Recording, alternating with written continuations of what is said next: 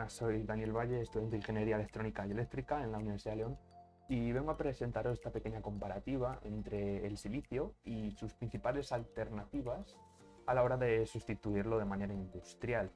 ¿Para qué usamos nosotros, todo el mundo, el silicio? Bueno, el silicio lo usamos para hacer procesadores y memorias, cualquier tipo de microchip que podamos encontrar en teléfonos, ordenadores, cualquier tipo de dispositivo. En la infografía de aquí a la izquierda, de hecho, podemos ver que menciono la ley de Moore. Y esto es claramente acertado porque en la ley de Moore, un estándar casi en esta industria, reza que cada 2 años se duplica el número de transistores que tenemos en nuestros procesadores. De hecho, si venimos a esta gráfica, donde podemos ver, bueno, siendo el eje de abscisas el año y el eje de coordenadas el número de transistores, vemos que hay una curva bastante pronunciada en cuanto al número de transistores de este aparato que luego mencionaré entre 1970 y 2016, que es cuando acabó esta muestra. Con lo cual vemos que efectivamente hay un gran aumento en estos pequeños transistores, luego hablaré de ellos. Porque, bueno, vamos a ver en qué apartados me voy a detener para esta presentación. La densidad o temperatura de trabajo, la reciclabilidad y la explotación. Densidad, ¿por qué? Cuanto más denso sea el material objetivo, el material que queremos introducir en un circuito eléctrico en este caso, mayor resistencia a la degradación tendrá por el paso de electrones. Es decir, tenemos que tener en cuenta que por un procesador están pasando constantemente impulsos eléctricos, electrones, y esto conlleva una degradación en el silicio y en este caso el material que sea. La densidad es importante porque es un factor a tener en cuenta, dado que el mercado y la industria se está moviendo constantemente hacia a fabricar móviles más esbeltos o ordenadores más pequeños, es decir, la miniaturización. La temperatura de trabajo es claramente muy importante también, porque por donde pase de corriente eléctrica, es decir, en este pequeño circuito del que estamos hablando, un procesador, se genera calor.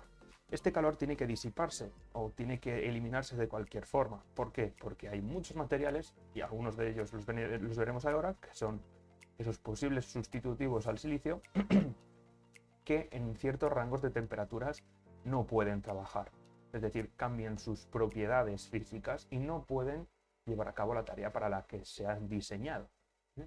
La reciclabilidad tiene que ver también un poco con el primer apartado. Es cada vez queremos móviles, ordenadores, dispositivos más nuevos, cada menos tiempo. Es decir, cada 2 años cambiamos de móvil, cada X años cambiamos de ordenador y siempre queremos tener lo mejor y a muy bajo precio. Y ahí entra de manera industrial, de manera muy importante, la reciclabilidad. Es decir, tenemos que conseguir coger esos materiales que estaban en nuestros dispositivos y reintroducirlos en el ciclo de industria para poder, de alguna manera, redestinar esos materiales. Y luego, por supuesto, la explotación. No solo hace falta tener esos materiales, sino que también hay que intentar conseguir que su producción y su extracción sea lo menos cara y dañina posible para la naturaleza. Bueno, como decía antes, voy a hablar un poco de lo que es un ciclo de proceso, los procesadores que ya llevo mencionando un rato, y los transistores, el palabra ese que dije antes. Al final, un ciclo de proceso, es decir, lo que hace un procesador cualquiera, es esta pequeña tabla. Es un ciclo muy sencillo, es una entrada de datos de un usuario o de un sensor al que se le hace una operación matemática, se almacena en memoria de acceso rápido para luego volver a trabajar con ella, o de acceso permanente para luego poder leerlo en un disco duro, y luego la salida, que nos devuelve esa entrada modificada u operada. Y al final es en este paso donde entra nuestro amigo el transistor. Es una operación matemática, una suma, una resta, que se lleva a cabo en este dispositivo electrónico, que al fin y al cabo es simplemente un emisor de electrones, un captador de electrones y un modulador. una puerta o base, depende de la fuente en la que estemos leyendo, se puede ver de varias formas y es simplemente una manera que tenemos de regular ese flujo de electrones entre el emisor y el captador, ¿no? ¿Por qué hemos usado el silicio hasta hace poco en estos transistores? Bien, no solo es un estándar industrial, como bien puse antes en la gráfica, se lleva usando el silicio desde que se intentó usar el germanio y sin éxito para hacer lo mismo, es decir, procesadores, y lleva muchos años en producción, es decir, es un proceso muy refinado. Ya se tiene mucho conocimiento de cómo funcionan las bolas de silicio, de cómo producirlas, de su calidad y de cómo, digamos, compartimentar esa producción. Pero no solo eso, es que es un material muy abundante, es un material, rondará el segundo material más abundante del mundo. Con lo cual esto es una gran baza a la hora de poder conseguir ese recurso y usarlo sin parar para nuestra producción. Y como bien vimos antes en la tabla, y pone aquí, es que está en constante investigación, es decir, sigue produciéndose silicio para procesadores, para memorias, para cualquier tipo de dispositivo, y cada año vemos que esto sigue para adelante, es decir, vemos nuevos productos con mejores prestaciones, es decir, que sigue habiendo margen de mejora. Pero no tenemos por qué quedarnos ahí. Podemos decir que esa ley de Moore a la que me refería antes está resquebrajándose, ya no es el doble de transistores cada 2 años. De hecho, se habla incluso de una nueva ley, la ley de Wank. Pero entonces, para conseguir mantener esa inercia en el mercado y en la industria, se pueden empezar a hablar de otros sustitutos del silicio. En este caso son estos. Voy a referirme brevemente a la infografía de la izquierda, donde quizás tenga datos un poquito más técnicos. Y bueno, vamos a pasar a hablar de la magnetita. La magnetita ni siquiera la he contemplado en cuánta disponibilidad hay de magnetita en la Tierra, porque es, al fin de cuentas, hierro.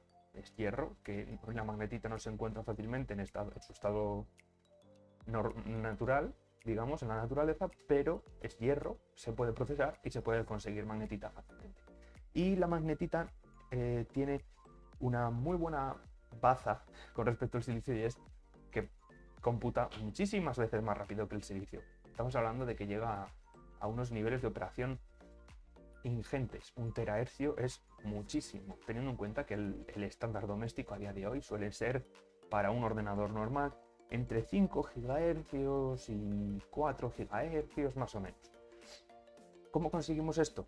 Conseguimos esto aplicando impulsos de luz láser a unas zonas muy concretas de los átomos de hierro que se llaman time rooms, que son zonas especialmente susceptibles a que el láser les afecte de manera positiva para dejar pasar electrones. Es decir, nosotros al final estamos usando una luz para regular ese flujo de electrones. Y, por supuesto, la luz es más rápida que una corriente eléctrica. Luego podemos hablar también de la molibdenita. La molibdenita es un caso curioso porque es muy parecido al silicio en cuanto a producción. De hecho, aquí vemos en este pequeño render que aparte de usar un nanotubo de carbono en este modelo, usamos la molibdenita entre el source y el drain, que sería el emisor y el captador de electrones. Es decir, que la metodología, la integración de la molibdenita es muy parecida a la del silicio. Este pequeño gap del que hablaba, este pequeño puente, se llama band gap, de hecho, y es lo que haría que la molibdenita fuera un gran sustituto del silicio, al menos como material de transición entre el silicio, lo que tenemos ahora, y quizás algo más nuevo y mejor en el futuro. ¿Por qué es interesante? Pues eso, al final es un material que funciona muy parecido al silicio, es decir, que nuestras fábricas podrían seguir produciendo ese nivel de obleas que queremos de silicio, pero con el método de la molibdenita, y aparte tiene otras muy interesantes cualidades, como que es flexible y esto implicaría que tiene mayor integración en dispositivos modernos, dispositivos que sean flexibles o que necesiten ser muy finos, muy miniaturizados, etc. De todas formas, esto, lo mejor que tiene la molibdenita es su escala. Su escala puede llegar a ser de 1 nanómetro. Luego pasamos al grafeno, el grafeno mundialmente conocido, que lo que hace es que otorga muchísima flexibilidad y tiene mucha más conductividad térmica y eléctrica. Esto no solo beneficia al paso de electrones, sino a la disipación del calor. Lo malo es que este supermaterial, que normalmente se asocia a cualidades fotovoltaicas o incluso biomédicas, es muy caro de fabricar a nivel industrial, y mucho más si queremos integrarlo en dispositivos domésticos, con lo cual quizás no valga la pena el uso del grafeno. Pero no todo es grafeno, sino que también tenemos otros materiales como el arsenuro de galio, que no es un semiconductor elemental, quizás no se encuentra en la naturaleza de esta manera, es sintético por supuesto, pero tiene una muy buena movilidad de electrones una vez se consigue obtener el material. Luego también, digamos que no es un material nuevo, es un material probado de manera militar, se ha usado en radares y en diodos GaN, y alcanza unas frecuencias muy altas, quizás no tantas como las de la magnetita, porque no usa ningún tipo de láser, pero llegamos a los 150 GHz, que sigue siendo exagerado, yo creo. Luego también tiene una muy buena conductividad térmica. Esto es importante, como bien decía antes, a la hora de disipar el calor. Y por último también tiene propiedades fotovoltaicas y ópticas. Esto quizás es muy interesante por el hecho de que podemos hacer circuitos autosostenibles, es decir, un circuito que frente a una luz o cualquier fuente lumínica genere su propia electricidad, su propia energía, como para elaborar ese ciclo de proceso que decíamos antes de manera autónoma. El hecho de que también tenga propiedades ópticas también puede ir un poco por el tema de la fibra óptica y de la transmisión de datos. Pero bueno, lo malo es que requiere una producción, unos tratamientos y un nivel de sinterizado que es mucho más caro que el del silicio. Y luego tendríamos por último otros candidatos que son dignos de mención, pero no son demasiado interesantes más que a nivel teórico. Son los diselenuros de hafnio y de circonio, que su mayor ventaja con respecto al silicio es que llegan a tener unas escalas de trabajo de átomos, es decir, 3 átomos. Y es muy bueno el concepto de cara a la miniaturización, pero son muy teóricos y ni siquiera están probados, con lo cual es casi una mención de honor. Dejo por aquí la bibliografía mientras me voy a referir a la infografía de la izquierda, donde pongo que no todo es potencia, por supuesto, sino que necesitamos, lo que decía antes, esa disponibilidad y esa reciclabilidad. Como aquí vemos, el silicio es muy abundante, pero la reciclabilidad del silicio es horrible.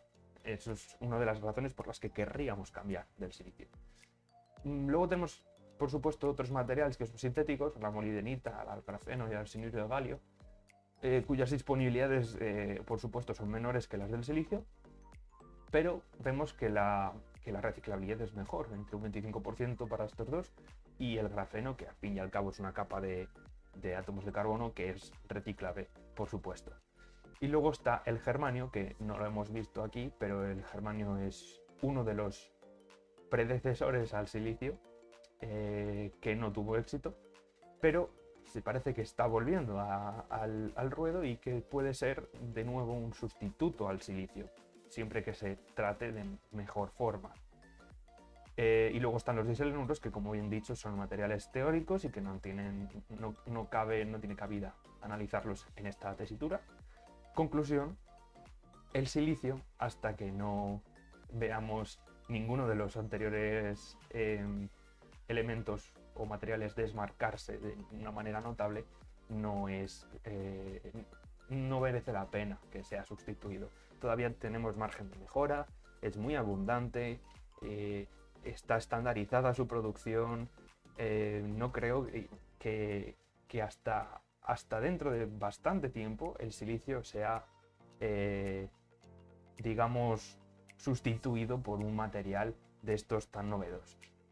Así que nada, espero que con esta presentación tengamos un poco de conciencia de cuán rápido avanza este mundillo de la tecnología y de dónde, hasta dónde hemos llegado, de tener muy pocos transistores a estar discutiendo si realmente el límite físico del silicio nos sirve para los próximos años.